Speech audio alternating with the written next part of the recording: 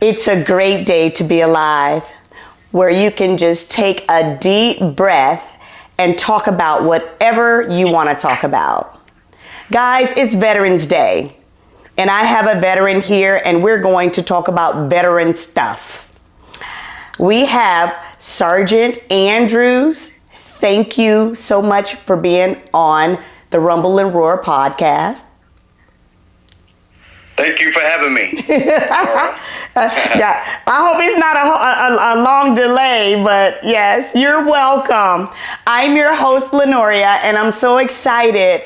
Sergeant Andrews, guys, I usually don't tell you if a person is a relative or whatever. I'll tell you that they're a good friend, but I have to tell you that this is my brother, and because of a story that he's going to tell, I'm telling you he's my brother because I got to tell you what my mother did, and we'll get into it once we get more into the podcast. I'm so happy you're here. And you know, because this story is so lengthy and exciting, I'm going to dive right in to these questions, and we're just going to get this started. Sergeant Andrews, the first question is, what or who motivated you to join the military, and when did you enlist? Well, I enlisted back in May 27, 1982, right out of high school. But what motivated me, you know, born and raised in Columbus, Georgia, I've seen a lot of military people in that particular city. Because we had home of the infantry, so I used to see these Army guys going up and down the road with paint on their face and uniforms and carrying a weapon. I thought that was pretty cool since, you know, my brother had been there, my dad had been there, and I have some cousins and uncles, and so I just wanted to kind of test it out myself and just see what it was all about. So they kind of motivated me to go there just to see what it's all about. I want to be able to share my story too, based on what they tell me about theirs. So that's what motivated me. I mean, I saw them in my own family, so. Okay. So how was basic training? I hear basic training is pretty tough. Was it tough for you? Well, actually, for most people, it is a little bit, could be a little bit tough for those that are not actively, you know, physically fit, you know, because it does kind of get you in shape for those that come in there that's not as in good health, but it's just so it's basic training is basically just kind of getting you prepped up, move on to the next phase. So physically, yes, I mean you can be doing a lot of things to improve your overall fitness level and your strength and things like that. So they do work you hard, but the goal is to make sure that you can do well at the end of the basic training time. So as long as you have the will and determination, their goal and their job is to graduate every single person. So they're not there to hurt you or to kick you out. They're there to motivate you and keep you moving. So was it hard for you? No, it wasn't hard for me because, you know, I was an athlete coming in, you know, coming out of the high school as a state champion wrestling. And so I was already physically fit. I came there and maxed out tests. I mean, all the way up in basic training. So it wasn't a task for me. It was just, you know, physical training, as always, for me. Yeah, okay. So what was your primary job, your role, your MOS? Right. MOS, Military Occupation Specialist. That's what MOS stands for. Okay. Initially starting out, you know, like I told you, I've seen these guys running up and down the road. And that is actually considered the infantry guys. That is the fighting force for the Army. Okay. So actually, I love to cook. And so I actually talked with one of the recruiters about becoming a cook, but he kind of convinced me that, you know, if that's what I like, which is infantry, go ahead and go for that. And so I decided to go ahead and join as infantry soldier. So, you know, that was my MOS. 11 Bravo is what we call it. Oh, which is infantry soldiers. Infantry soldiers. Y'all are the first line, right? Y'all are on the front line. If something break out or something happens, that's what it's considered, front line. Yeah. Oh, okay. But you know, but you're trained to be there.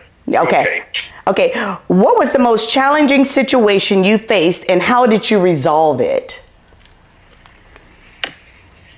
The most challenging situation. You know, there's a lot of things, a lot of training that you go through. But early in my military career, maybe 2.5 years, 3 years into it, I had to overcome a situation where I was in a terrorist attack over in Berlin, Germany. I don't know. I think I've told you bits and pieces probably about that, but that was probably the most challenging thing to come out of, because it changed my whole life about me, myself, and just the military itself. And so it was a bombing attack that I was in Berlin back in '86 time frame. So that was the most challenging, is to kind of come out and still do what I wanted to do, and have a great head about how I did it. So bombing attack. So I would say that. That was the most challenging. Well, could you tell that story, or do you not want to talk about that? It's okay if you don't. Well, it is a touching story. I don't know if your audience want to hear stuff like that. Is some of it could be pretty gruesome, explain to what happened, but I don't mind telling the story. I would like for you to tell the story, and you're a veteran, and it's Veterans Day, and the other veterans that listen to the story, because I heard a little bit. You haven't told me the whole story. I've heard some of it, and I was like, please hold it for the podcast, but I didn't know if you really wanted to, tell it, but I don't want to put you on the spot if you don't want to, or you're uncomfortable. It's okay. No. I don't mind telling the story. I tell bits and pieces. Right. Bits and pieces to different people, but yeah. But I don't mind. Here I am. I'll tell you the situation. Tell the whole story. It's okay. If they want to watch, that's good. And if not, it's okay. Maybe they'll watch it another day. But I've heard a little bit of this story, and I would like to hear all of it. And other veterans will. I think that they will like it. Please tell me about that. Well, okay. Well, I was a new soldier over in Berlin, Germany. I got deployed there for my next training work exercise, and so I got deployed over to Berlin, and it was kind of one afternoon. I got there. It was kind of boring. I just wanted to kind of go out to the local place and hang out where the soldiers hang out. And they just told me grab a taxi and go down to the local club, which is called the La Belle. That was a nightclub that Americans hang at. So me and a buddy of mine just got in Berlin, caught up a taxi, told them where we wanted to go, and hopped in there, went on down. And so it was a nice club. A lot of Americans were there, and it was pretty good. And I was pretty excited about being there. First time in the country. I always wanted to go to Europe, and so got in there, checked us in at the door. We had to give our coats up, and they gave you a little ticket so you can pick up your coats and jackets and stuff. But when you left, and so I was there and just kind of hanging out and sitting down at one of the tables, and I happened to have these Europe girls sitting right next to me. Europeans. And I just started a conversation with them because I'm just new in the country and I'm just excited to be there. And I was so excited. The first thing I ever saw, the first time I ever seen women dancing with women, which was, I just thought that was women the ladies dancing? Women dancing with women. And together. Okay. It's normal now, but you got to think this was back in the 80s, and I hadn't seen that here in Columbus, Georgia. So when I saw that, I was fascinated, and at the same time, these two attractive ladies that were sitting right next to me, I just kind of wanted to kind of hold a conversation with them and maybe become friends with someone. I've been in the country, and so I just kind of started talking with them, and the one that sat right next to me didn't really speak English, on which I didn't think so, but the other one on the opposite side of her spoke English. So I was talking with the one that spoke English so she can translate to the one that was sitting right next to me, and then it got to a point where it was obvious I was bothering her, and so her friend said, "Hey, look, can't you see? She don't want to be bothered." And I'm like, so, that was kind of a rejection that we don't really like getting rejected that much. But nevertheless, I kind of sat down, played it off, and kind of started moving to the music. And all of a sudden, I seen one of the waiters come over and brought these two women that I was sitting there trying to talk with, and actually gave them a drink. And they told them that there was another gentleman elsewhere that kind of got them a drink. And this drink, I never forget it because it's apple martini. It was green, and I thought that was the neatest thing ever. I wasn't I didn't drink, and so I didn't know drinks. But when I saw that, I thought it was just fascinating. It was a green drink, so I know it was apple martini. But nevertheless, one of the waiters brought it to him, and he explained to him that there was somebody over at another table that bought it for them, and so what they did was they kind of got up and walked away as if to thank them for buying the drink, and so that's all I figured. But when they got up and took off and walked away from me, I felt rejected again, and I looked off to the side. That man's ego. Off to the side, and I noticed that they had their jackets still sitting in the seats, and I thought it was kind of odd because everybody that was coming into the club, was checking their coats in and getting a ticket, and that way you don't have to hang on to a coat. But it was weird that those who had their jackets and left them in the seat and took off. So, but nevertheless, I just wanted to brush off that rejection. So I kind of got up and danced my way over to the dance floor, looked a little bit closer at people that danced on the dance floor, and so I walked across the middle of the floor and walked to the opposite side and kind of walked through the crowd that was, they were just standing around in the crowd looking at dancers. And as I got to the outside edge of the crowd of people that was watching the dancers, all of a sudden I felt this tightness in my chest where it was like pressure. It was pressure. I felt the air get kind of sucked out of the building. I don't know what it was. It was just... It was a tightness in your chest, and all of a sudden there was a loud explosion. Boom! And, just like most people, what you do is, whenever you hear a big boom or a bang or what have you, first thing we do is normally just kind of duck and like, what is that? Right. And so actually that was the same thing I did. I was like, boo, what was that? And the next thing you know, I have this blast that kind of hit me and knocked me up against the wall, and I hit the back wall and got on all fours, and I'm thinking like, what in the heck was that? I always remember Dougie Fresh song was the music that was playing back in the 80s. Okay. Right. And so as I'm standing there, and it was silent. It was eerie silent, and someone yelled out, it was a bomb. And as soon as that happened, there was chaos. I mean, there were people running, screaming, yelling, and it was dark. You couldn't see anything. And so I looked up because I didn't know what to do, and I looked up and I just saw a dark space to start running. And so I got up and just started running for it, and I ran through into the dark space that I saw ahead of me, and that was the bathroom. And so I felt safe there initially, but I ran in there and I was just shocked, ran up against the wall, put my back there, and just kind of looked out. When I looked out, I saw that everybody was large bodies of people going back and forth as I'm looking through the door of the bathroom, and I'm seeing them, and everybody was running and screaming because the explosion knocked out walls, side walls, the top floor. It was 2-3-story building where it blasted so hard the top floors fell down on the bottom. So we're down on the bottom level. And so everybody was worried and running and back and forth. And I'm standing in the bathroom. I'm just thinking to myself, I would say, oh my God, if there is another bomb, I know it would be right here because this is the only thing standing. Everything in front of me throughout the door was collapsing. Big boulders were falling from above, rocks and center blocks and ceiling and stuff. And all of a sudden, through the chaos of, I see everybody running back and forth, trying to get to the adjacent building because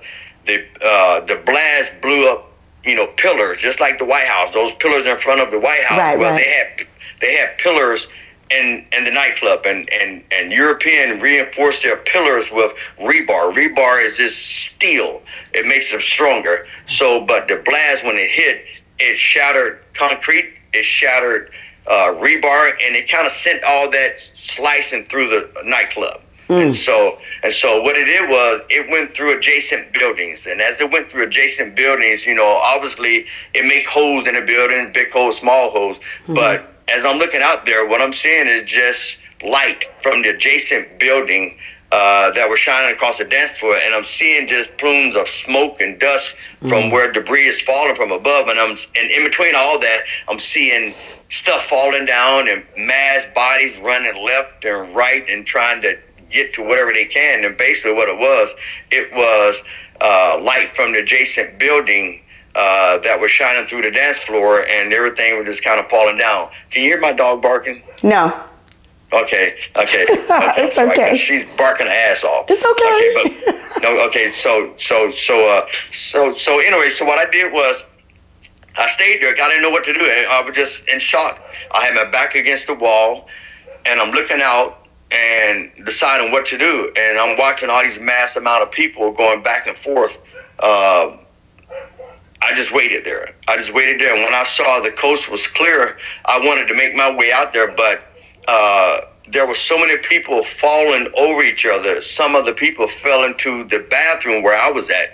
And when they fell into the bathroom, they stood up and said, "Hey," I heard someone yell, "Hey, come in the bathroom." And that's where I was at, safe. Right. Feeling safe because I wasn't being trampled with all these people. And all of a sudden now there's this massive amount of people running into the bathroom, getting away from falling debris above their heads, which now it was so many came in there, they plowed me up against the wall, and I'm kind of like stuck like a fly on the wall back there because there's so many massive people up there, and there was nothing for me to do but just try to fight my way and kick people off me to give a sense of relief because I was getting smashed up against the wall. And so just over time doing that, fighting and pushing people back off me because I needed some space, and that caused me to have serious issue with claustrophobia because of that particular incident. But nevertheless, I got an opportunity to push enough these people off me, and now these people from that was out there on the dance floor had made those small holes that was from the adjacent building. They scratched at it, they kicked at it, they pushed things into it,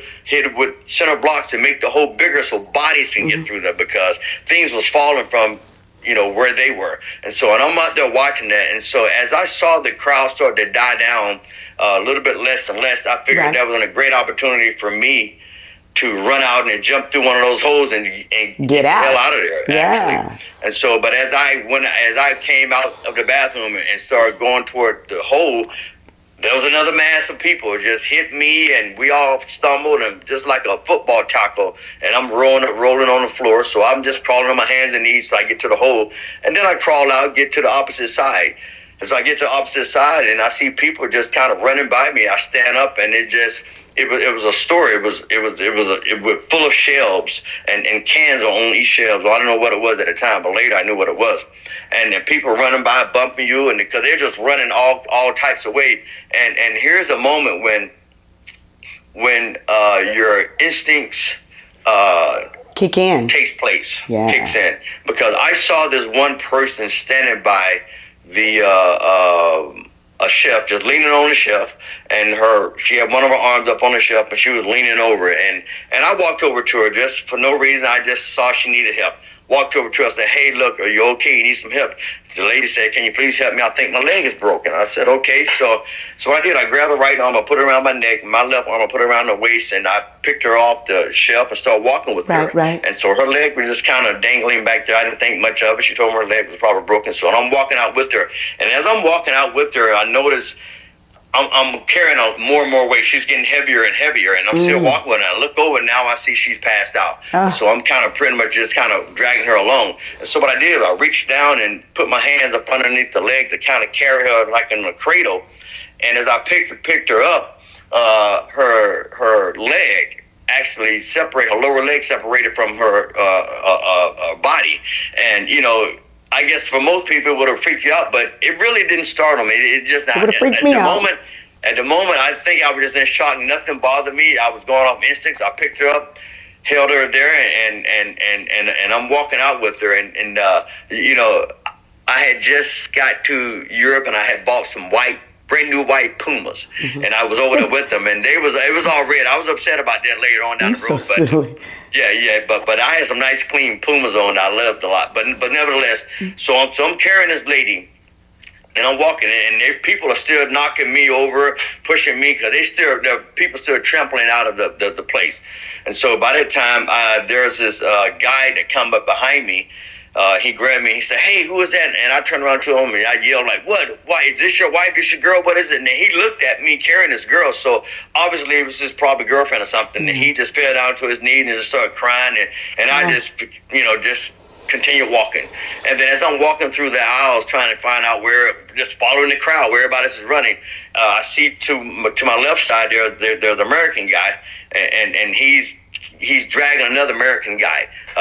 He's got his arm right up under his armpit, and he's like dragging him. He's just kind of laid out, and he's dragging him, and I'm carrying this girl in it. So we're walking, we're running up there, and following the crowd. And so we get up pretty much close to where the door is, and now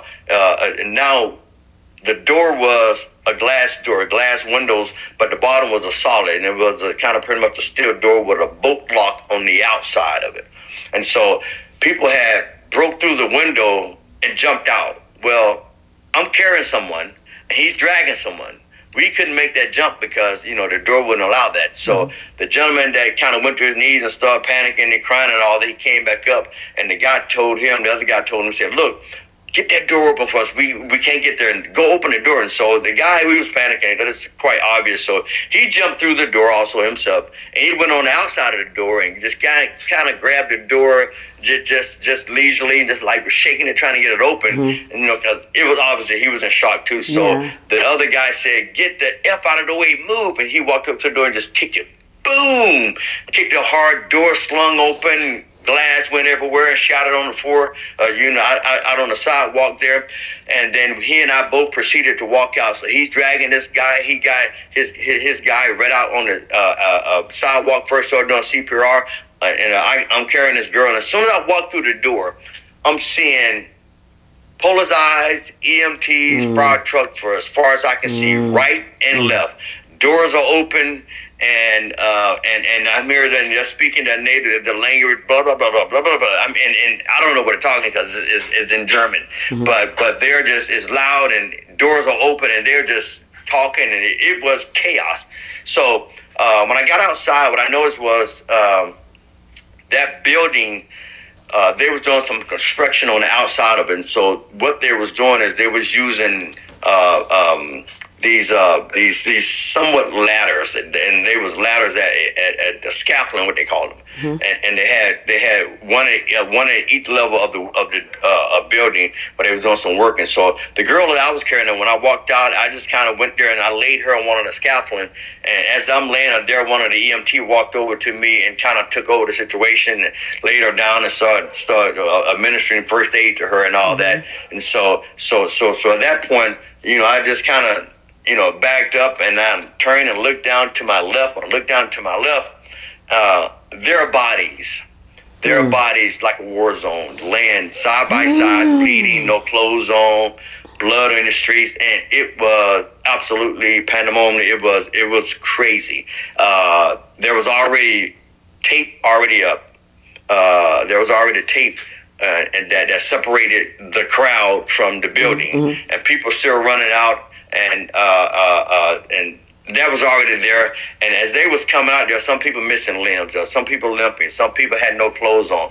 They was bleeding. They had big knots and just from where the debris from up above came down, hit them on the head, big contusion, arms there, no clothes, burning, bleeding, and bystanders came into the closed off area, lift up the tape, came in there, and they took their jackets off because there were women that was totally not dressed at all. Clothes was burned off them or blew off them, and they were just walking in daze, and other females took off jackets and came and covered them up. And so so I just kind of looked down and just saw walking, and once again, and I'm seeing these line of people lined up and laying there and rolling, they're moaning, and there ain't a whole lot you can do. And so I just started tending to people as they run out, and people that are just walking, staggering out of the building, and I did what I could do and administer first aid and just help. And so and a couple of things that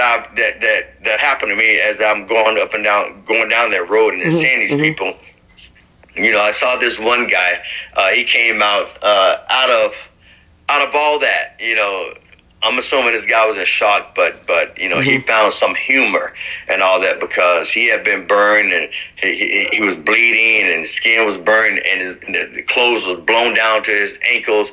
And so I walked over to him to kind of help him pull his pants up, and then he said, no, let me do it. And he reached down and he was pulling it up, and the guy cracked a joke. He said, so what do you think about old age? A young guy. It was the weirdest thing. It was the weirdest thing, and I thought, out of all this, that's what he can say. What do you think about old age? Because he was moving so slow, he couldn't move much, and he couldn't get his pants all the way up. So I went ahead and assisted him anyway. But he made that comment. I thought that was the weirdest damn thing. Wow, that was a mechanism. Maybe that's what to deal with that. And so after that, I just continued walking down. And started seeing people, and then I run into this other guy. And what had happened with him, he is in bad shape. He's kind of just standing there dazed and trying to walk. And this guy had rebar metal just stuck in his body, all different angles. His leg was the worst because there was a good thick bar sticking completely through his leg and just hanging there. And I walk over to him and say, "Hey, you okay?" And the blast hit him. It was obviously he was pretty much close to the blast because his skin had rolled back. He was burning, he was bleeding, and he couldn't see because the skin had rolled back, until in his eyes. And I said, "Hey, how's your leg?" And he was like, "How's my face? My face is burning. My face is burning." And I would tell him, I said, "Your face is okay. You're okay." I said, "It's burned," which I didn't tell him it was looking all right. So where skin rolls back when it get heat. And so that's what I saw, but he couldn't see. It was burning. But I wanted to tend to his leg because he had this big piece of metal sticking completely through, and just he paid it no mind, like it wasn't even there. And I was like, "How's your leg?" He said, No, my eyes, I'm burning, I can't see." I said, "Guy, your face is okay. How's your leg?" And he would just went on and kind of laid him down and just kind of went on by my way. He was doing okay. And so I went on down there, and by this time, the EMT, firemen, and we all just collectively, a group of us, started going back in. They had axes and shovels and all this stuff because when the walls collapsed and the ceiling collapsed, everything came down, so now there's a pile of stuff. And so we went in all together like, ducks in a row because you had to maneuver your way through all the debris. And we're moving boulders and bricks and stuff out of the way, and people were stuck and they was getting out there. But we got to almost like where the dance floor was at, in the center area of the dance floor. When we got there, and that's when we pulled this big slab back. We dropped it back, and there was this one guy. He was there, he had no legs and one arm, and he was still alive in the middle of the dance floor, bleeding. And one of the EMT went to grab him, and he said, "No, leave me here. I want to die right here." And the EMT said, "No, we get you out of here." But the guy behind me that was following me, which I didn't know who he was, the guy that came in with us, he freaked out and just yelling and backing up and was in disbelief what he was seeing. And so he was backing up shocked, and crying and shouting and shocked. And this guy slipped and fall into a freaking crater where the bomb was. So he fell into the hole where the bomb was placed and made a crater there. And he started panicking, yelling, screaming, "Get me out, get me out, get me out." But, there's a lot of gas and fumes in these holes. So the guy told me, "Okay, we'll get you in a minute. Let us get this guy out of here." So we still, moving this debris, seeing anyone else there. But then we eventually got this guy out. He had passed out because of the gas and stuff that was in there. But he was okay. But he panicked out. He was panicking. So nevertheless, we just kind of got some more people out there, and we got into this other person, and I later found out that she was Turkish. And there's a story behind it. I realized the story, but this lady was dead, cut in half in the middle of the dance floor. And I don't know if I mentioned this to you earlier before me mentioning some of this, but she was actually cut in half, and she was 3 months pregnant. And so I found that out later because through all the investigations about who died, throughout counseling and all that, they told us about some of the people that were there. But I later found out, we did see this lady. She was dead instantly. The glass from the bar area immediately cut her in half right there. She died right on the floor. But anyway, so we started getting the bodies out and assisting out. And then now we're making our way back out to the main road, and now this time there are choppers coming in on the main road, picking people up because people are in bad shape. It was more burning losing limbs and you can call it shrapnel because what it was rebar. It was metal that was reinforced the concrete. A lot of that just went through the dance floor, and so it just stuck into it. And that was something that went through the walls, and that was shining the light into where we were. Inside the club, but there was a lot of people had so much metal in them, and it was sticking completely through. Some of them went completely through the body; it was bleeding. So that was the biggest injuries that you saw, besides the one lady who died instantly because the glass went everywhere. Also, as we got out to the main road, like I was saying, and I'm just walking up and down. I'm just trying to assist people. I hear choppers coming in, pullers out there talking. I'm inside the tape still because I'm just like one of the helping bodies. Right. And I tell you, the body is weird how you would think you would freak out in the incident. Maybe something I would freak out. But your instinct kicks in to kind of just help. And so that's what I did. I took on I took on a role of just sort of assisting, and I'm going up and down. And I'm looking at people moaning, rolling, and blood. The blood is slippery on the road. People burnt, and I'm just walking, assisting, and I'm getting down all the way down to the end of the road. And I'm still inside the tape. The tape it stretched a long way to the very end of the building, and they tied it off there. And as I got closer to the end, I heard this voice in the distance calling my name. Sergeant Andrews, and I was E4 at that time, but he called me JC, hey man, hey Andrews, and I look out and it was the guy that I came to the club with. Oh, good. He was outside the tape in the middle of the crowd on the opposite side. So when I looked up and saw him, I just continued walking down there and past all the bodies, and got up under the tape and just kind of walked through the crowd and linked up with him, and we just did about face and just started walking away, and we just said to ourselves, can you believe that? And I am now in shock what had just happened. Yeah. Nothing had registered yet. So he's asking a lot of questions, and I'm just silent, listening to him. I hear him, but I'm not answering. I'm just kind of shocked. Yeah. And a taxi was already parked in the area. And so he and I went to one of the nearest taxis, hopped in it. I got in the back seat. I'm still not saying a single word. And the taxi driver Mays was the name. Ulysses Mays was the name. He asked him questions and talking, and I'm just silent. And the taxi driver is sitting there just asking questions. I'm just like this stone dead face, just like I'm not responding to anything. I'm just sitting there. Yeah. And so he's talking and driving, just blah, blah, blah, blah. And he's talking English, though. And the maid is talking mostly to him. And I'm just sitting there like, I can't believe what the hell happened. And this is running in my mind. Yeah. And so the guy drives us all the way back, going back to where we were staying at our, we call our barracks, it was a concern. Where we stayed at. And that's what the military barracks are called. In Germany, the concern. That's what the military billets are called. Yeah. Okay. And so we got out of the building, and I'm still not. I'm still not registering yet. Yeah. And I'm walking into the building. I'm covered. That's when I noticed my white Pumas was all red and stuff. Them damn shoes.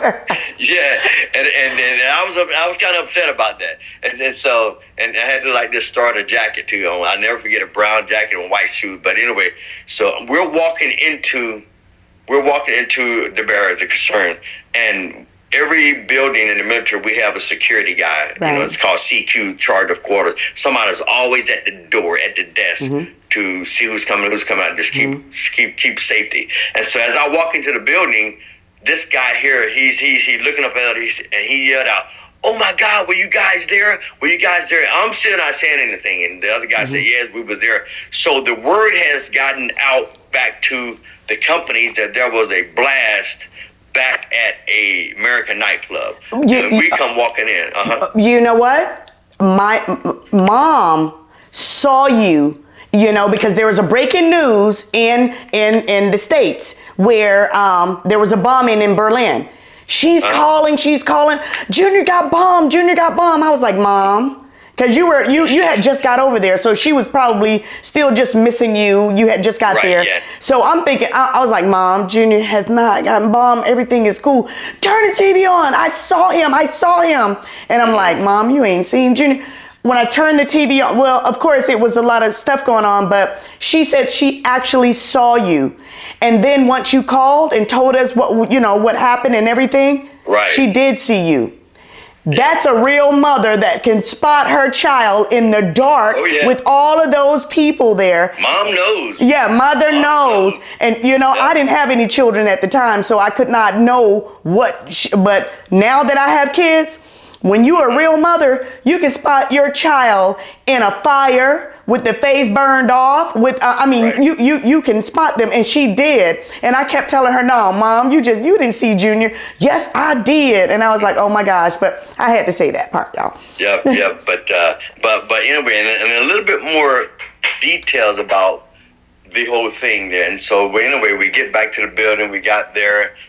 And, and then, they had already got word back there to the concern. They said, check all your people, because we had a bombing. It came down from higher, got down to the companies, and the companies were checking their people, make sure everybody was safe. And then me and this other guy walk in, and I'm freaking covered in white and red. White was the paint. It was the paint store, what it was. Uh-huh. So I'm covered in white and red, white from the paint, red from this lady's leg. So, and so I'm still not saying a single word.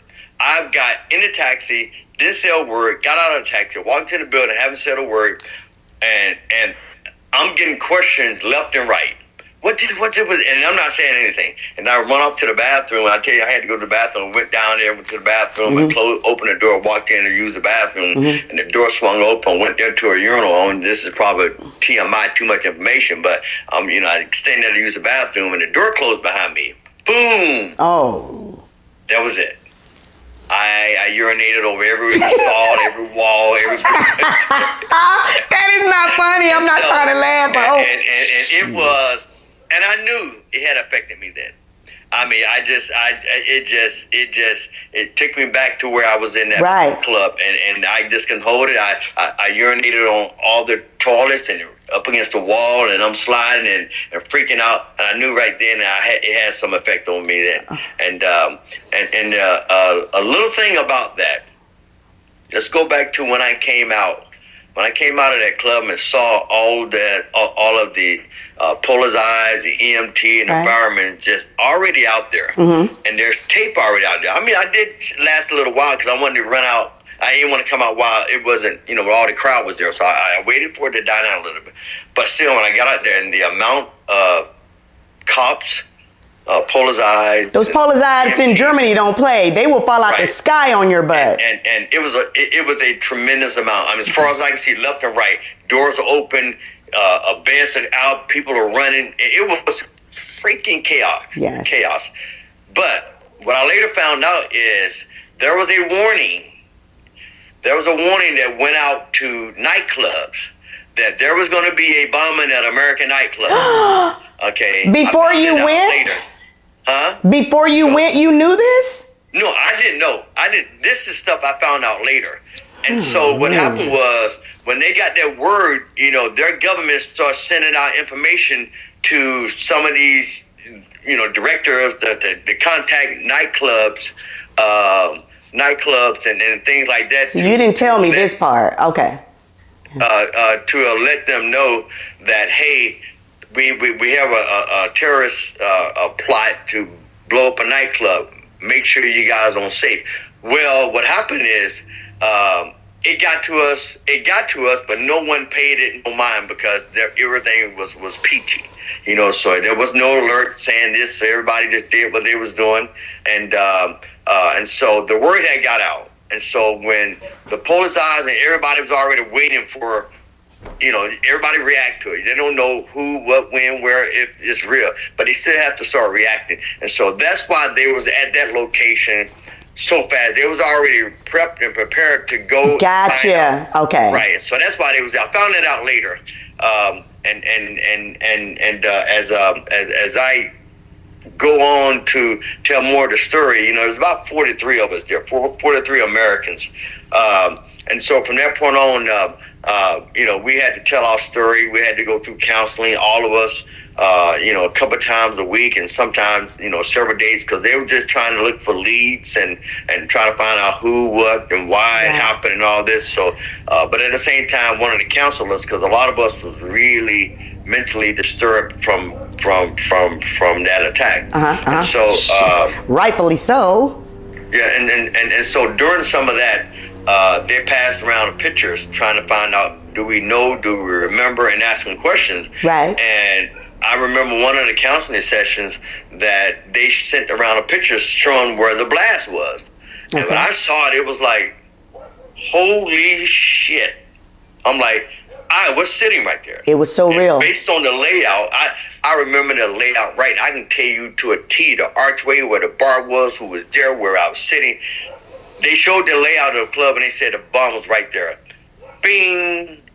And I thought, those jackets that was sitting right beside me, 2 minutes later, that bomb would have hit me. I was just going to say, if you had not moved, if she had not brushed you off and you had not moved, everything worked out the way it was supposed to. Right. Well, I mean, they brushed me off because the bomb was set, and that was a way to get them away from the bomb. Gotcha. So when they left the jackets there, which was a thunder. The jackets on top of the bomb, and I thought it was weird, but hey, I was just happy to be in Europe. Yeah. I was just kind of doing my thing, and so, but that was a sign to get them out. And so, my first question when I saw them, and I told because there was cops there too, CIA, FBI, and all these other people, these investigators, the Secret Service, and so when I was there, and I said I was sitting there, and so they held me off to the side and started questioning me a little bit more. And I was saying, well, I wonder what happened to the girls that was there and I was talking with. And later I found out, as years passed, those two girls were a part of the plot, and they planted it. And so they got out in time to get safe, because they know the time limit that they had. Did they ever catch those girls? They did. And it was quite a few years later, where during the investigation, the searching, and all that, and for some reason, European investigating teams, they take a long time to get all this information. But nevertheless, as time went on, years went on, and I'm going to other places, Central America, Kentucky. I've had someone come to my door. I'm in the Central America, South America. I'm there, and I heard this knock on my door, and it was like a big authoritarian type, boom, boom, boom, and I'm wondering, who is knocking on my door like that? I'm probably not listening to music. So I walk over, and I look through the peephole, because I'm wondering if it's someone telling me about music. Right. All I saw, your music's too loud. Nah. Right. All I saw was identification stuck right up at the badge, eyepiece, and he said, "Mr. Andrews, Secret Service here," or whoever it was, not Secret Service, but some service. I opened up the door. He said, "Are you or blah blah blah?" I said, "Yes." He said, "We need to talk to you about the LaBelle's bombing." I mean, 4 or 5 years has passed. I'm in the middle of freaking the jungle in Central America, and this guy's found me. They wanted me to look at some more photos of people that was in the club. And so, and once again, I just wondered what about these girls that was there, and I'm wondering how did they make out and all that. Who were they? What country? Where? Who were they? It was Libya, the country of Libya. Muammar Gaddafi, he was the ruler of Libya. He was the one who actually plotted this and paid these two women to plant these bombs and to attack Americans. And so and I'll tell you a little bit more story about it. If you got some time, I'll tell you how it all kind of developed. But so I started looking through the books, and now it's like 5-6 years later. I mean, you think like, and now the pictures are like, it's like some of them black and white, some of them is just not as good. Right. But I mean, I saw even little kids and young kids in there. It was crazy. I didn't know that those type of people, but all the people that was there, they would just go through there. And the thing about it is, there is your mind has a memory in there, which obviously, Yeah. but it was hard for me to see. But I got to a picture, and for some reason that stuck on me, and I said, "Wow, this looks familiar."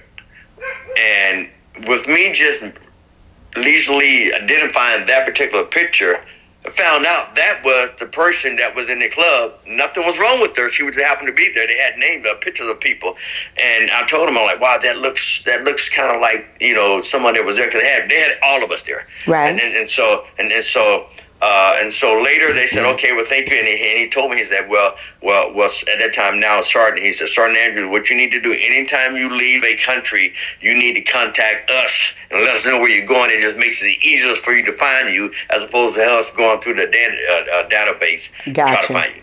And so, and I was just shocked that they found me. So I don't care who you are, where you are in the world, they'll find you. They will find you. That was weird. So time went on.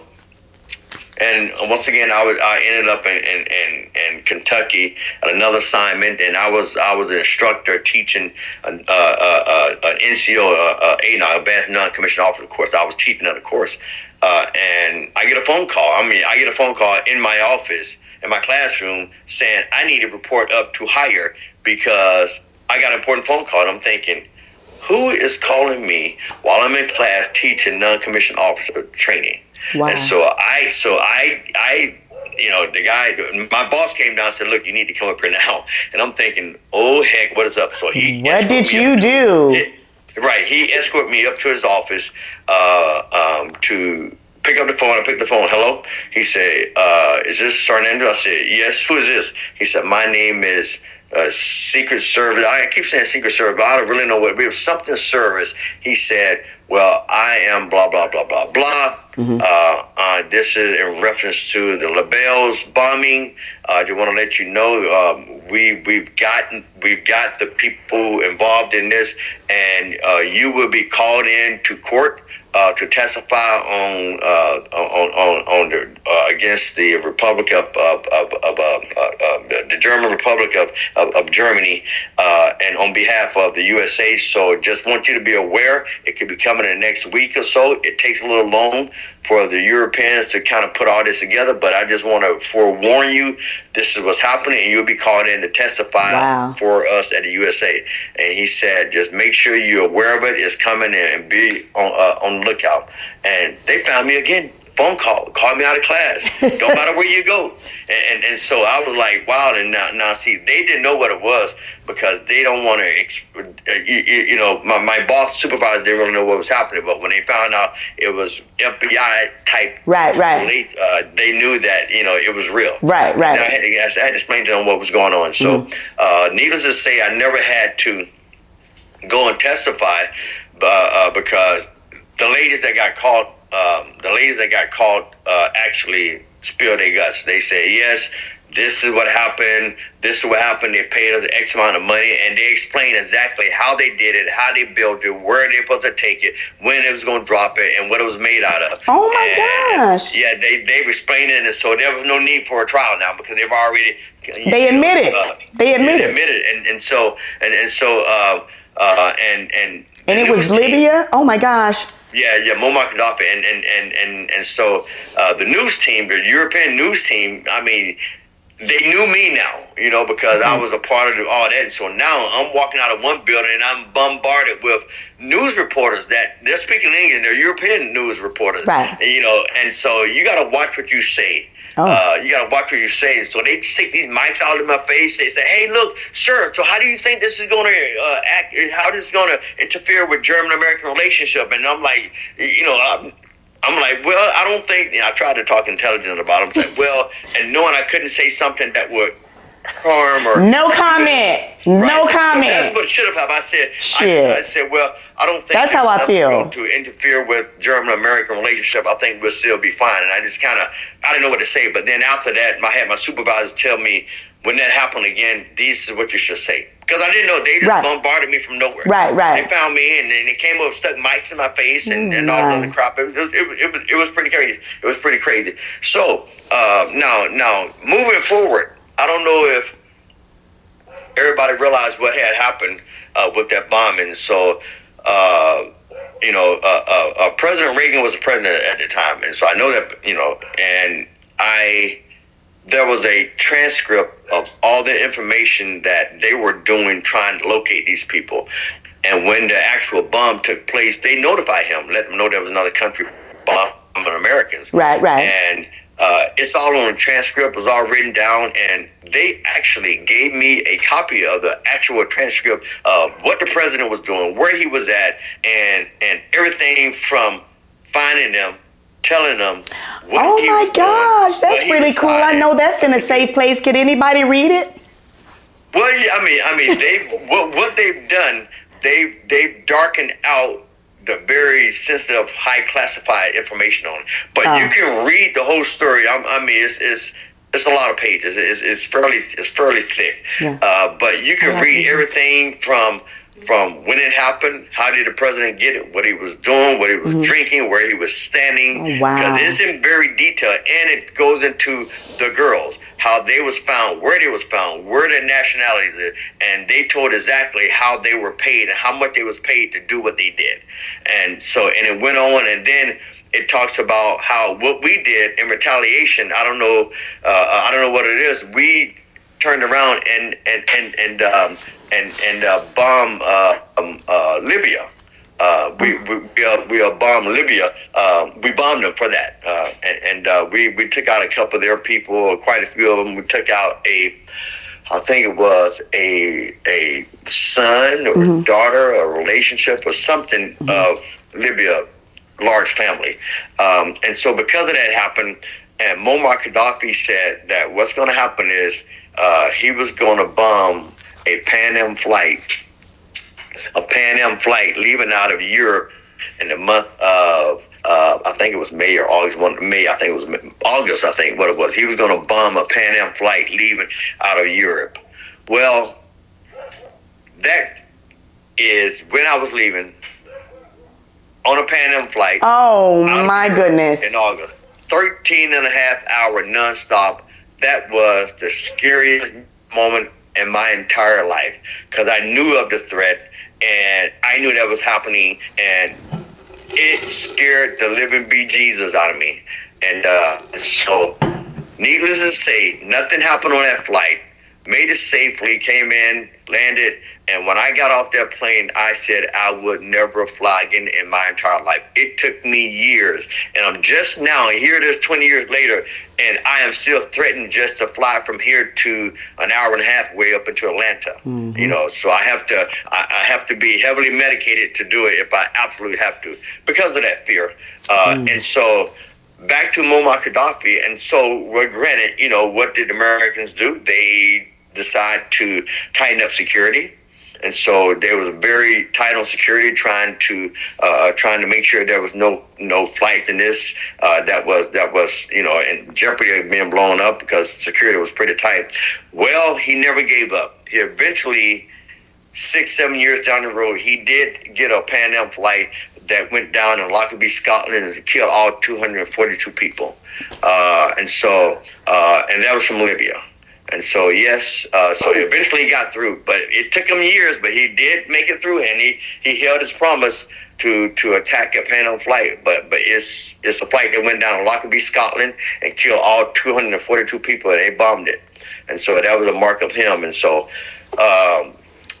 it was a very interesting, life-changing moment for me. I know there was a lot of gruesome stuff I explained to you, and I got probably a little bit winded, but other people, I don't know how they'll react to that story. You can show it, you can share it. It's totally up to you. But it was a life-changing event for me. Needless to say, that was my end of my partying days. I didn't go out to clubs. Okay, Well, and I don't blame you. And so, for the 43 of us Americans that was in that particular club at the time, because the rest of them wasn't even there, it was early, so, and by the time it happened, there was only about 43 Americans in there, but it was all nationalities were there. But yeah. If that had happened, I would have been ready to come home right after. Instead of taking a taxi to the billets, I'd have told that taxi to take me to the airport. I'm out of there. I would have wanted to go home. Well, know what? But I know you can't do that. I know that. No, what was a good thing about that during the counseling, our first counseling session, they asked who all wanted to leave the country. Mm-hmm. Out of everybody that was there, everybody raised their hand and wanted to leave except 3 people. Me, the Army guy, my buddy that went down there with me, and one other guy. Everybody else, a week later, they was gone. I mean, fast. They were absolutely gone. That would have been me. And so, my whole life, through my motivation why I joined the military, my brother, my uncle, my dad, they've been in Europe, and they told me so much about it. Yes. This was my dream place to go. Yes. And I didn't want this to interfere with it, and so I chose to stay. I wasn't the same. I really wasn't, and I didn't go anywhere. Work, barracks, that's it, and work out. No anything, no loud noises. Reveille and retreat played there to music. When the flag goes up and the flag goes down, and I had to actually sleep at the front office with the CQ, the charge of quarters. We have a desk there that someone's right in front of the building. So anyone walks in the building, there's a guy right there. Me, I had to sleep right there for about a week because it was just so frightening anywhere in the building. And they allowed me to sleep right there, and that's the only way I could sleep for a week. That PTS, you had PTS bad. Oh yeah, and but you don't know because life goes on. I still had to do my duties every day, and so and life goes on in the military. But when life slowed down, that's when it hits you. When you get out and realize, these things come back to hunt you. And so, but luckily me, I did go through counseling because I was wondering what was up with me. I didn't want to be around anyone. I hated people. I hated talking to people. I didn't want to call anyone. I wouldn't call anyone. Don't want people to come around me. And I love my family, but I couldn't understand why I wasn't wanting to be around anyone, not even my family. And it was like, this is crazy. What is going on? And so, doing all physical, I told that to one of the physicians that, I don't know what it is. And this is not me, and I know what it was. And I was there soon. Yes. Can you hear me? Yeah. Okay, because it blinked out for just a moment. So you did go to counseling. Did they how was the counseling were there a lot of people? Well, you know what? There were people from foreign wars. There was people from Vietnam in there. And I was just shocked to go walk in there. It's like there was young and old in that classroom. I'm thinking, this is weird. And I'm thinking, hell, he was in a war maybe 30 years ago. These are older people that was there. And so, I was there. I can't hear you. One moment. I didn't hear you. Say that over. I'm sorry. It went out. Yeah.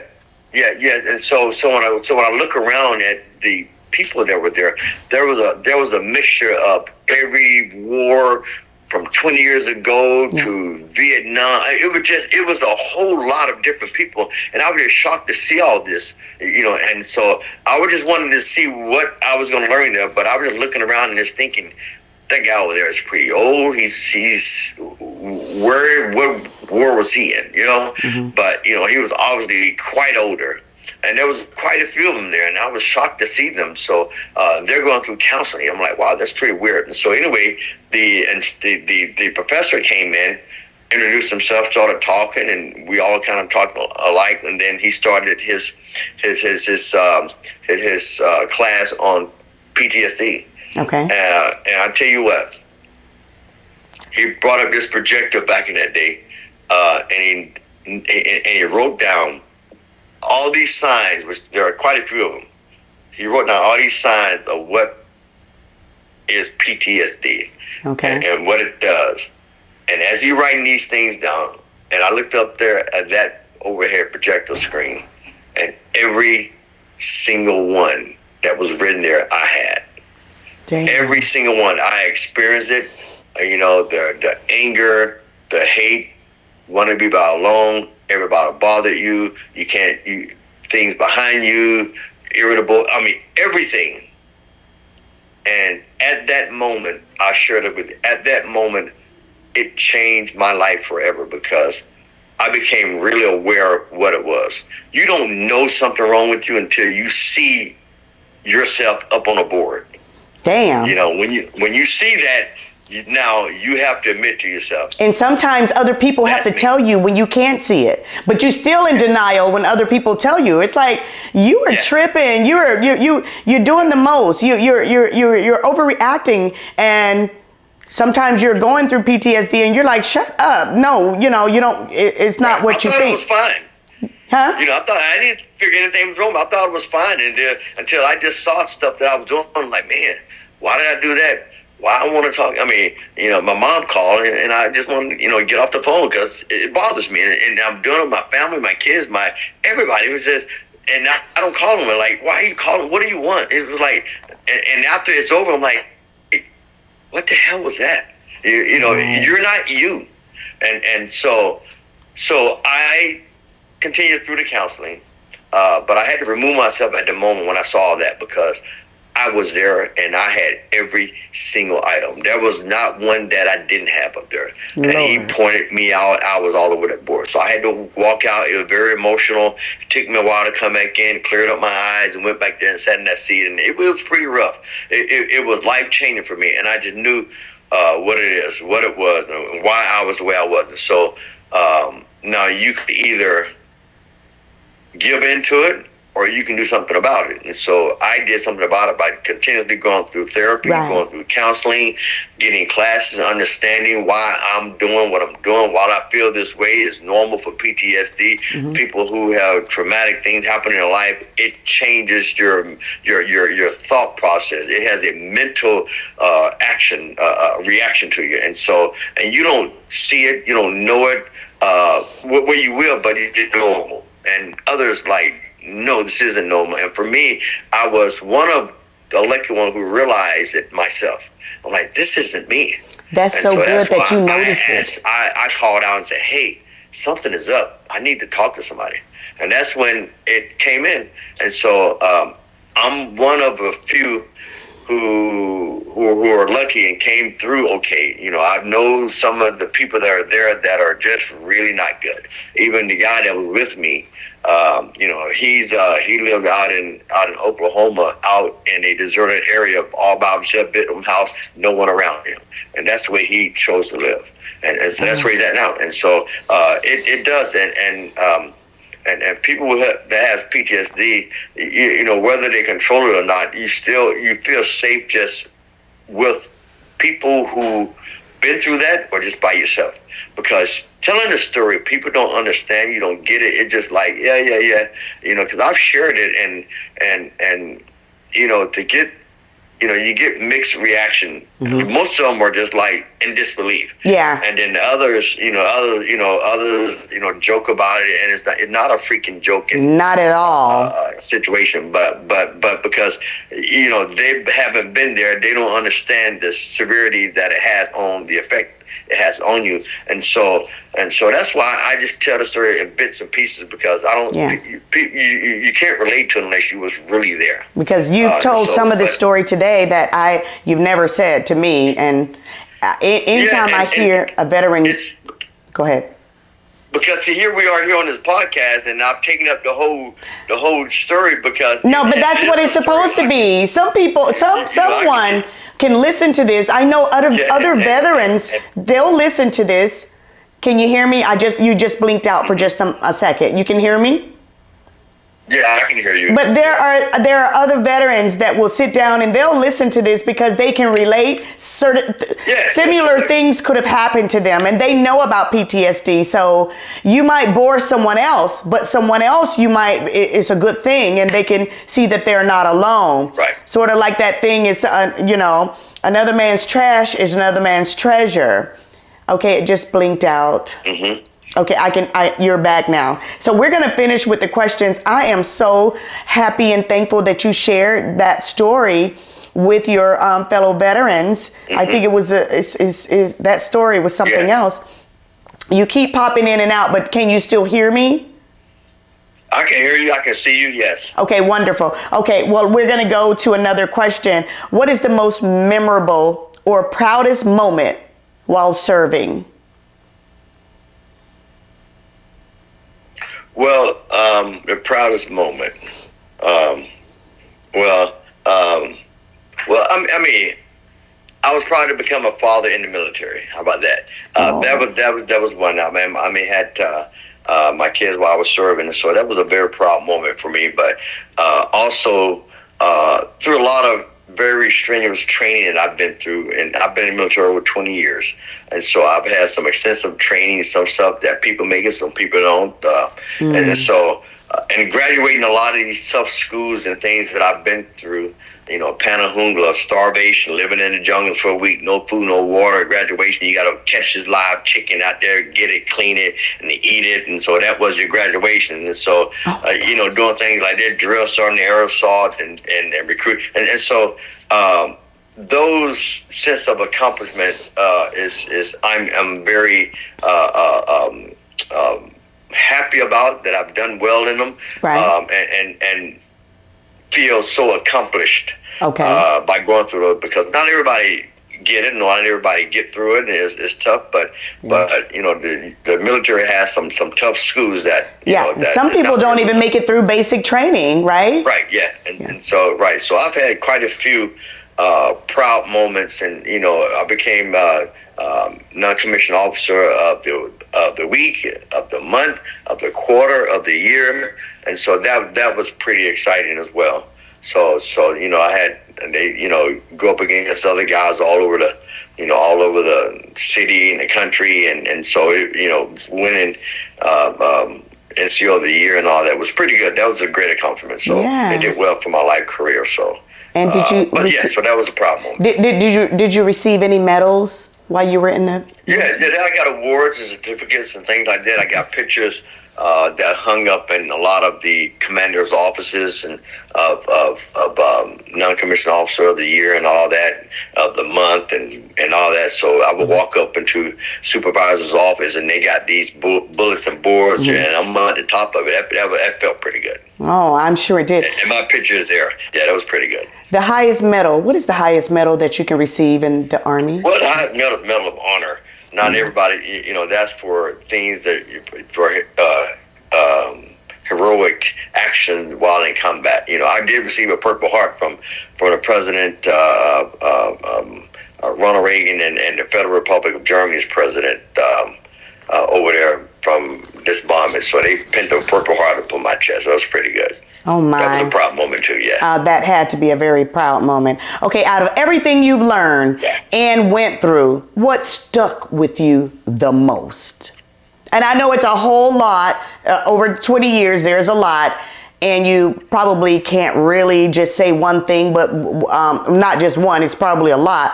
Just what do you think is something that you learned that stuck with you? That the Army gave you, and it's like, wow, this is with me. I'm glad I learned it. It's with me. It's stuck. Well, wow, I can't. I know probably everything, but it's hard for me to stick to point out something. Yeah. But I was fascinated with myself of my reaction to this bombing I was in. I mean, you just don't know stuff about you until you're put in a situation and you don't know how the body takes over. And what I did, to me, I was thrilled to know my body reacted that way, as opposed to, you know, run, you know, and just die off somewhere. But instincts kicked in, and it says something about you, and so my body reacted to assisting others, and so that to me, there's so much, but that brings out the inner strength. What you're saying is it brought out the inner strength that you didn't know you had. We all know we're strong, but when you're put in a situation, right?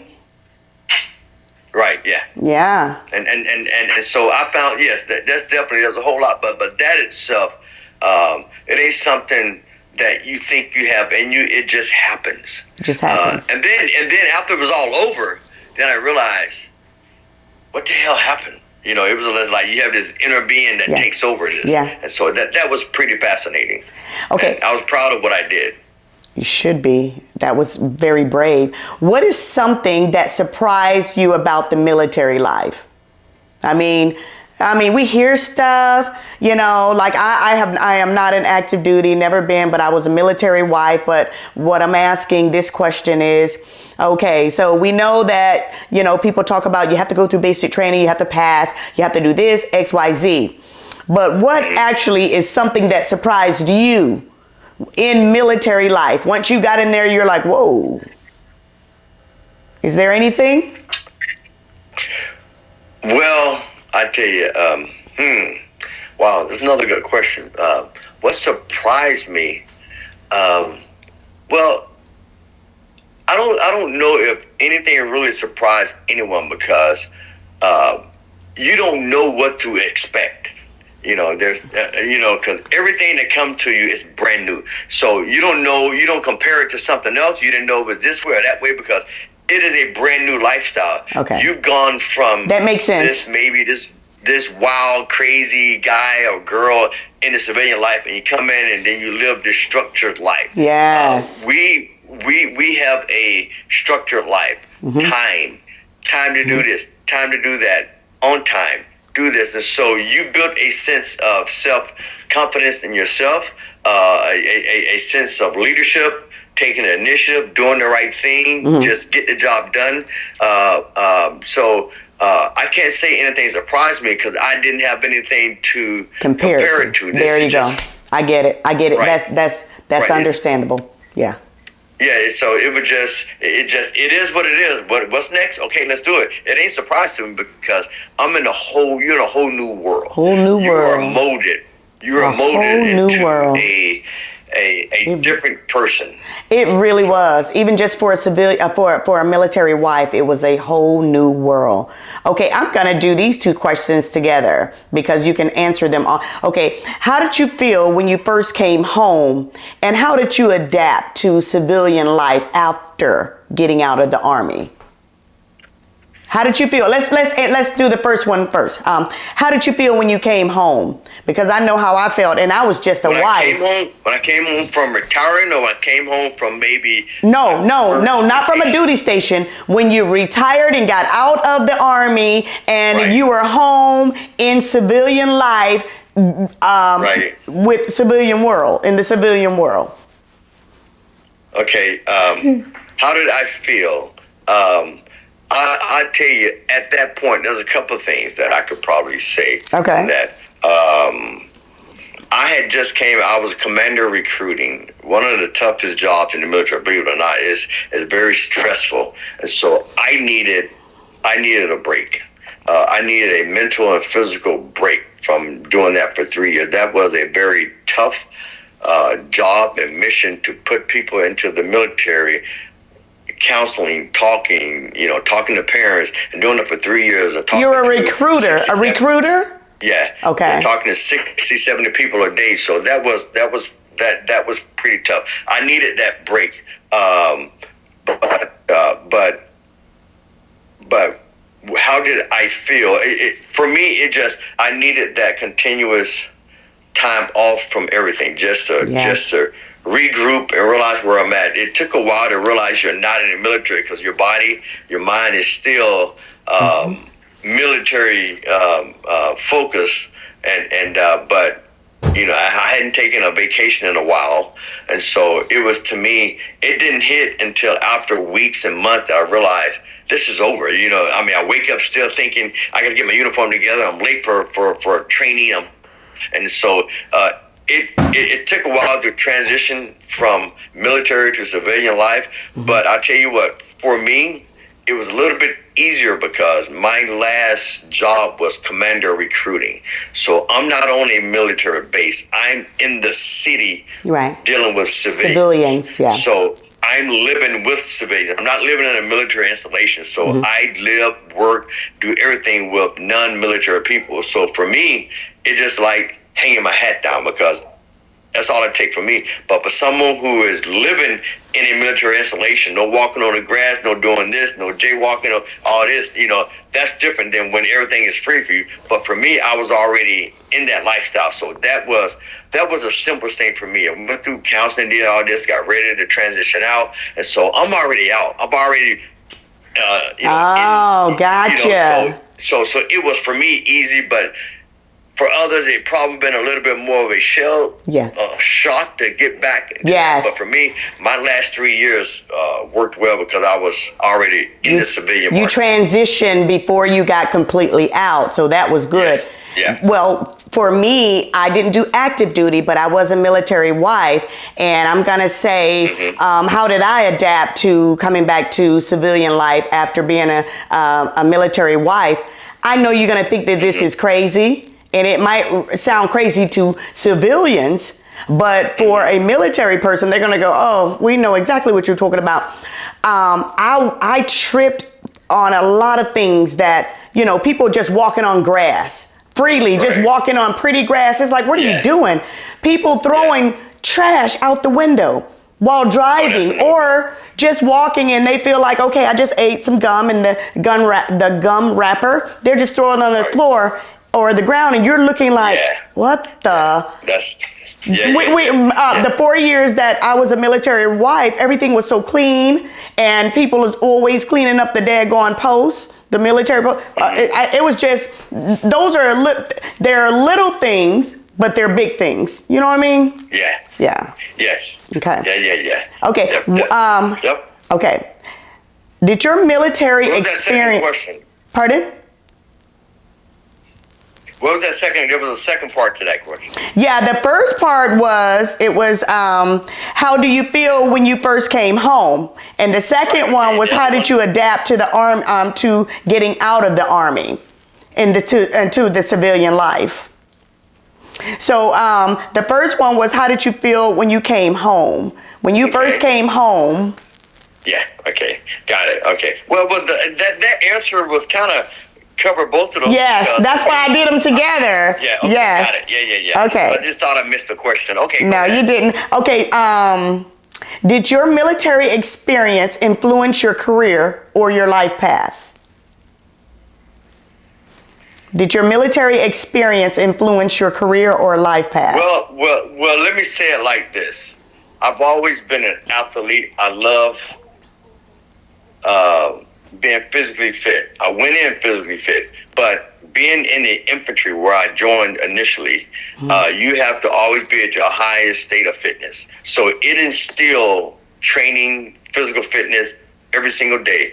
We ran every day. We exercised every single day, 5 days a week. 3 miles to 5 miles every single day. And so even when I got out, that still continued. The running, well, I didn't run as much and as often, but all the strength training and all that, I still kept that up. And kept doing that. So, so even though I was doing a little bit before the military, somewhat, but I made it a part of my lifestyle. Right. Okay. And I picked that up because I had to stay physically fit, and I just transitioned out, and that kind of propelled me to go and start doing bodybuilding and all this other stuff too. So that had an influence, and it also just kind of give you a sense of confidence, and it made you it teaches you responsibility, leadership, taking initiative, and just go getter. Yes. Go get it attitude. So the military does a lot for you. All the branches, they kind of teach you a sense of respect and honor and things about yourself and where you're going with your life. Okay. Well, this one here, I'm going to answer it before you do, because I know the answer to this. What habits did you develop in the military that you still have today? A clean freak.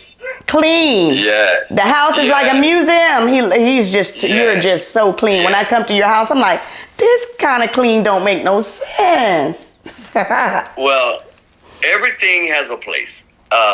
Yeah. Well, I think for me, the military enhanced it a little bit, because even before I went in, I always like to have my home in my bedroom. Yes.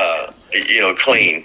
And I hate when people come to make a mess. So I had a little bit. Even when I showed her the basic training, I would always press my uniform because I always like to look good. And so, but now, some of our what we call GI parties, our cleanliness and how we straighten this, how we roll our underwear and our socks, that's still kind of still with me. It's so I still do those things now. But the thing about it is, if you think about it, everything has a place.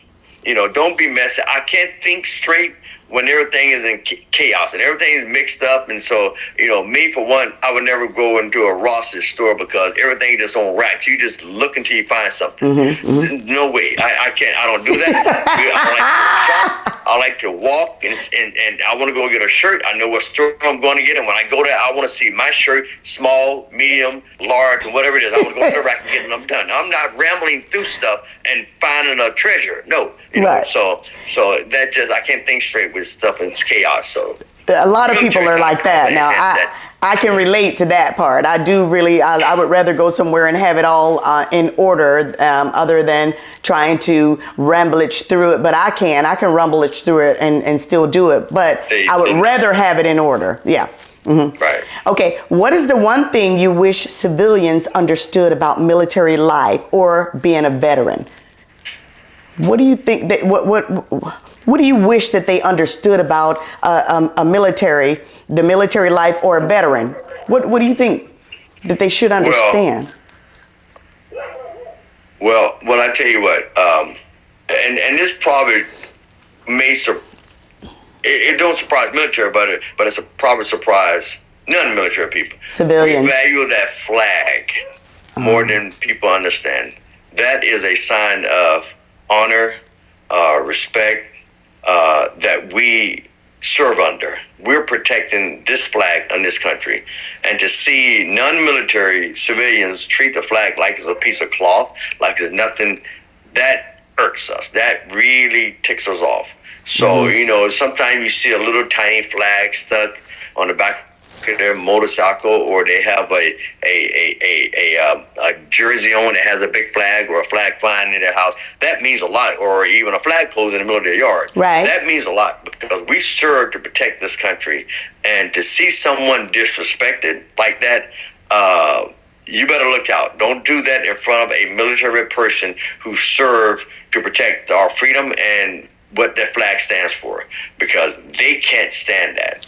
They will viciously probably say something or do something, but I just wish non-military people respect our colors a little bit more than just kind of as a piece of cloth. They don't understand. They don't understand the war. Right, to them is nothing but it's just a flag, and they'll burn it and do her. Yeah. You don't understand what it stands for. Right. You're treated a little bit differently, and so we really honor that tradition of respect and honor for our flag and country. So don't disrespect that, and please don't do that in front of an infantry soldier. Yeah, infantry soldier. They have buddies that have died serving and for our freedom, and that flag is always at the forefront of what it's all about. And so to see someone dismantle, tear it up, drag it, burn disrespect, and that will set someone off. But it doesn't sound like much, but it is much for military people. It's much for someone who has walked the walk, and that's understandable. Okay, I have two more questions. What are your hopes for the future? Can you hear me? I think I just lost you. Okay. Hear me? I can hear you now. I lost you for a second or so. But my question. Well, two things, because I see it. Two things. One, to my military vets, all branches, Army, Marines, National Guard, Air Force, all of them, merchant, Coast Guard. I think those who had traumatic events in their life through the military, and it don't have to be military. I mean, we got firefighters and people and police and all these out here that has that also. Mm-hmm. But if these service members who are suffering from PTSD, you don't know it, but you owe it to yourself and to your family to go through counseling before you transition out. And even when you're out now and you haven't done it, you owe it to yourself to go just get some counseling. And whether you think you're have a problem or not, you have to do that, right. Because it'll probably show you some things that you didn't know that you have, and what's probably not normal. Because we want all of our veterans to come back and be happy, live a great life, but there are a massive amount of veterans committing suicide from PTSD on a daily basis because lack of counseling, or they've gone and they've just stopped going, and no one is there, and they don't know where to go or whatever the case may be. They're not keeping it up. No one entices them to go, and there's way too many veterans that are dying senseless because lack of counseling and someone they can express to themselves about what is happening in their life. They think they're okay, but you need to go through counseling and just do it. But but they might not know that they need counseling, or they might not know they have PTSD, because some people don't know it. Maybe the armed forces, they need to make it mandatory. There you go. That's what I was about to say. Before you get out, to evaluate you to see if you have that, because once you get out and you have it and then something happens, then you have to, and it's probably, I'm not going to say too late, but maybe you have act on it or whatever, and it could have been maybe eliminated if they had to just test you before you got out of there. So what you hope for the future is that they will they will make it mandatory that you have a PTSD thing before you get out. I thought that counseling, but I'll tell you what, and they make it mandatory for right when you get out. But I thought that they were doing that anyway, though. Well, they're doing that now, but this is what I would suggest, because when you get out, you're still structured. Life is still going fast paced, even though you're out, and so that is a part of your out processing. You're still in the military, you sit around military people, you feel comfortable, and you process it out, you go through counseling, now you're out. Yeah. I think, once you're out, I think you need to give yourself a few months and then go to counseling, because it hits you when you get out, when your life slows down. Yeah, I got it. That's understandable. So when you're processing it out, they make you go to counseling, but you're still on that high and military and military people, and you don't feel any of that yet, because I got a buddy who when he got out, I got out a few years before he did, and when I got out, did my thing, he got out, and I told his wife, I said, look, he's another infantry buddy of mine. I told his wife, I said, hey, and I told him, I said, you're not going to know this, but I'm telling you what's going to happen. Life's going to slow way down for you. We are fast-paced, moving. We got timelines. We're moving. Life goes, and we don't have time to think about anything else. When you retire, it slows down. It's going to hit you. I'm telling you now. And lo and behold, that particular, you got something, you finna say something? Yes, because look, I'm just like a little kid. I want to get it in. That particular guy, not even 6 months, maybe 4 months. Did he pass away? Retirement. No. His wife called me and told me he tried to commit suicide. Well, let me tell you, this is what I heard when I was in Germany. A first sergeant was telling me this, that this is just something I'm not sure how true it is, but he said when you get out of the military, you have to continue to keep moving. You have to keep pretty much a good pace like you had, not as high, but it has to be a good pace of movement, because if you don't, most of my soldiers usually die. That's what he told me. And I was like, what? You heard that before too? Oh yeah, totally. Okay. This is my last question, Sergeant Andrews. Is there anything else this is the question. Is there anything that you want to add to let the viewers know about veterans? I think you really just did that. So what I want to do is just thank you. You know, was there anything that you wanted to add to whatever you just said? You know what? There was a second part that I wanted to share. Okay. To that question, I talked about. I discussed veterans. Okay. And now let me just discuss the civilian side of it. I've told you how I feel about, and this was for my veteran buddies, men and women who served in the armed forces. The counseling, please do it. Now, to non-military people and all of us, we have a God-given right to go out and vote. We see what is going on, and we serve this nation to provide freedom and equality to a lot of people, and this country means a lot to us, and we've lost buddies behind this. But what is happening now, what we see is just a whole lot of chaos, and no one knows where we're going to be down the road for whatever reason. Uncertainty, yes. And only thing I'm asking is, it irks me to see some of us is not exercising your right to get out and vote. You know, get out and vote for whatever your beliefs are. Get out and vote. You sit there on the couch at home, don't participate, but yet still you complain about the people who get elected, right. and you had nothing to do with it. Every single vote count. It is your God-given right. We fought, people died to give you that freedom. Get out and vote, and so that maybe we all, you've done your part, and so whatever happens, but at least get out and vote, and so that we can bring this country back to it being a great country. It still is a great country, right? But it's been. We don't know where we're going to be as a country a year from now. Ooh, wow. No one knows. Everything is in chaos here. Everybody don't understand what's going on. Right. So. And it's because we have people and places that are making decisions that we just don't see, agree as good or bad or whatever the case may be. But get out and vote. Right. Get out and vote for whoever you vote for, just so that, we can respect each other, come back and help out each other. We all are one, and we're responsible to get out and do that. Just make it better.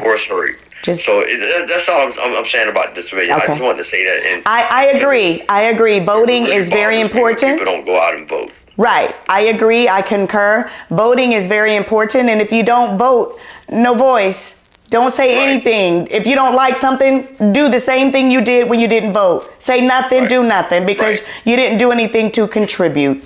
But with that said, Sergeant Andrews Jr., my brother, thank you so much for being on the Rumble and Roar podcast. I enjoyed the story. It is true. That's your life. I know that your fellow veterans will, I don't want to even say enjoy, but they're going to listen to this story. I know, and just appreciate it and the honesty about the PTSD and everything that you shared. So thank you so much. Before we go, I would like to just thank all of you veterans out here on Veterans Day. Thank you for your service. I have a couple of guys that I just want to say thank you personally to, because I know them and they're dear to my heart. A lot of them are family members. First of all, my dear dad, Curtis Payne. J.C. Andrews, which is Sergeant Andrews, we have right here. Gary Andrews, A.J. Jr. Andrews, and Ralph, Jeremy, John Allen, Phil Torbert, Durante Eberhardt, Tony Neal, Velasco, Gary Marsh, Macmillan. That was you were his best man, right? Macmillan. Yes. And Albert Lee, like a brother to us, and Xavier. Guys, thank you so much. Enjoy this day. Go out and have dinner, breakfast, lunch. This day is all about you. Thank you for your service. And like always, feel the rumble and listen to the roar. And I'll see you next time. Bye-bye. Thank you all. Thanks.